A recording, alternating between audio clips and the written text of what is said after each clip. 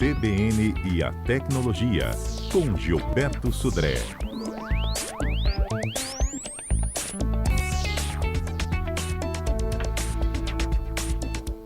E o nosso assunto de hoje são os chats com inteligência artificial. Você já usa? Já pode, então, entrando em contato conosco, contando um pouco da sua experiência. 992-994297. Quem usa também é Gilberto Sudré, não é mesmo, Sudré? Bom dia, Fernanda. Isso aí, viu? Bom dia, ouvintes da CBN. Exatamente. Os modelos, vários modelos de linguagem conhecidos aí como chats com inteligência artificial foram lançados, né, e fizeram, nesse primeiro semestre aqui de 2023, a cabeça de muitos usuários da internet, viu, para isso. E aí, dois desses chats com inteligência artificial se destacaram. O Bard, do Google, que é mais recente, saiu agora bem recentemente, e o ChatGPT, que foi o primeiro, que fez realmente todo o sucesso que tem, da empresa chamada OpenAI, né? Elas são ferramentas que em algum momento se parecem, porque são chats que estão por trás de inteligência artificial, mas elas não têm uso exatamente parecido. O Bard, do Google, quem quiser até dar uma olhada e testar, né, é bard.google.com, né? Ele foi desenvolvido pelo Google, ele tem um treinamento, né, ou seja, todos esses chats de inteligência artificial, basicamente eles são um algoritmo em que eles foram treinados, ou seja, o que é o treinamento? Eles são colocados em contato com uma grande quantidade de dados que são classificadas, né, são organizados de uma certa forma, e aí quando você faz uma pergunta para eles, ou você interage com eles, eles vão nesse banco de dados e montam exatamente a resposta baseada no que está lá no banco de dados para isso. Então ele foi treinado, né, com uma situação grande de dados, ele então é utilizado, né, o Bard do Google, utilizado para gerar textos, traduzir idiomas, escrever, né, textos com conteúdo criativo e até responder as perguntas de forma intuitiva nesse caso. Então, ele já tem, como ele é mais recente, ele está no começo, né, do seu uso, porque essas linguagens também, elas aprendem com a interação dos usuários. Quanto mais usuários estiverem utilizando e fazendo perguntas, interagindo, essas perguntas e respostas e essa interação, essas ferramentas vão aprendendo também, né? Ou seja, de assuntos que são interessantes, assuntos que chamaram mais atenção, né? Nesse caso. Então ele já consegue, né, no caso do Bard, seguir instruções, né, e solicitações nessa questão, usar o conhecimento dele para responder perguntas, como eu falei, né? E gerar textos em relação a isso. Onde é que ele pode ser utilizado? Para pesquisar informações sobre vários tópicos, também utilizado para aprender, né, novos assuntos, né, nessa questão. E o concorrente, vamos chamar assim, né, do Bard, é o ChatGPT. Quem também quiser testar, é uma ferramenta também gratuita, o endereço é chat.openai.com, né? Ele é mais antigo, tem várias versões, já está falando da versão, foi lançada a versão 3, depois da versão 4, agora estão falando da versão 5 já, né, o GPT-3, GPT-4, agora estão falando do 5, né, e ele também foi treinado com uma quantidade muito grande, né, entre eles, né. Basicamente, né, o Bard é um modelo de linguagem mais próximo, né, ou seja, então ele é factual, ele usa o banco de dados dele para isso. Já o ChatGPT, ele tem uma estrutura já de uma linguagem generativa. Então, basicamente a diferença dos dois é o Bard, ele é melhor para fornecer informações que são mais precisas, né, e o ChatGPT, ele é melhor para gerar textos criativos, não é? Coisas que têm algum tipo de criação, né? O ChatGPT é um pouco melhor, e o Bard é mais ligado em questões factuais, dados, informações, notícias que são mais próximas ou mais recentes, vamos chamar assim. Então eles têm um treinamento, tudo é fruto do treinamento que cada uma dessas ferramentas recebeu para poder ter esse tipo de comportamento. Mas o banco de dados é o mesmo, não? A internet, de um modo geral? Na verdade, assim, o banco de dados, assim, as informações vieram da internet, mas a fonte é um pouco diferente de cada uma delas. O ChatGPT tem informações mais antigas, né? Inclusive, na versão 3, eles tinham dados até 2022 só, né? Tudo que aconteceu de 2022 para frente, né, na primeira versão do ChatGPT, não estava no banco de dados, né? Já o Bard, ele tem notícias ou informações mais recentes, né? Ou seja, não fizeram essa linha de corte de 2022, vamos chamar assim, que foi como o ChatGPT foi inicialmente pensado para isso, né? Então, a curiosidade, por que 2022, né?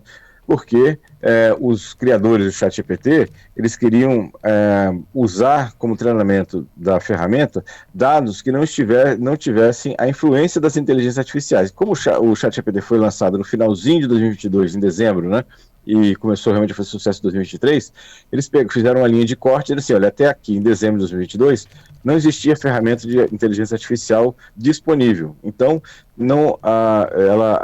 essa massa de dados que foi usada para treinamento não teve influência das ferramentas de inteligência artificial. Já os dados de 2023 para frente, né, já tem uma interação, né, com outras ferramentas ou outros dados gerados por inteligência artificial, que eles ficaram meio em dúvida em relação a isso. Então, isso é a primeira versão, né, do ChatGPT. Então, essa que é a ideia e a diferença, né, entre essas duas ferramentas, que são bastante interessantes. Né, eu até recomendo que as pessoas utilizem, né, para testar, né, ou seja, achar que é interessante, ou as respostas, como é que elas são interessantes.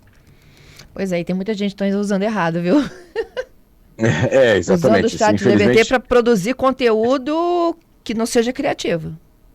Exatamente. Aí tem uma questão, né? Ou seja, o ChatGPT ele vem recebendo filtros, né, para que pelo menos ele não seja utilizado de forma frequente com informações que sejam algum tipo de maliciosas ou até criação de vírus, né? Muitas vezes no começo ele foi utilizado, agora não mais, porque ele tem uma série de filtros que protegem para esse tipo de geração de informações maliciosas ou coisa parecida, mas já existem outras ferramentas baseadas, né, nesses modelos de linguagem natural que não tem esses filtros. Então já pegaram a tecnologia do ChatGPT, por exemplo, para usos não lícitos, vamos chamar assim. Então a gente tem, infelizmente, algumas questões dessas. Então, por isso que é importante, né, até essa discussão grande que está acontecendo agora, de como regular, né, para que regular esse tipo de ferramenta de inteligência artificial.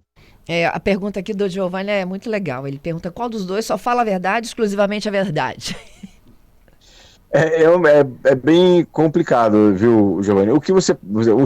Normalmente o Bard, apesar de ele é um pouco mais novo, ele talvez tenha informações um pouco mais precisas, né, para isso. Mas no ChatGPT ele tem uma variável chamada temperatura, né? Você pode setar isso na configuração lá quando você entra no ChatGPT, chamada de temperatura. Quando você coloca a temperatura, ele vai de 0 a 1, de 0 até 1, exatamente. Então, quando você coloca a temperatura lá na configuração do ChatGPT para 0, ele praticamente para de utilizar aquelas criações, né? Ou seja, ele vai basear a resposta deles em evidências ou dados que ele tem efetivamente no banco de dados dele.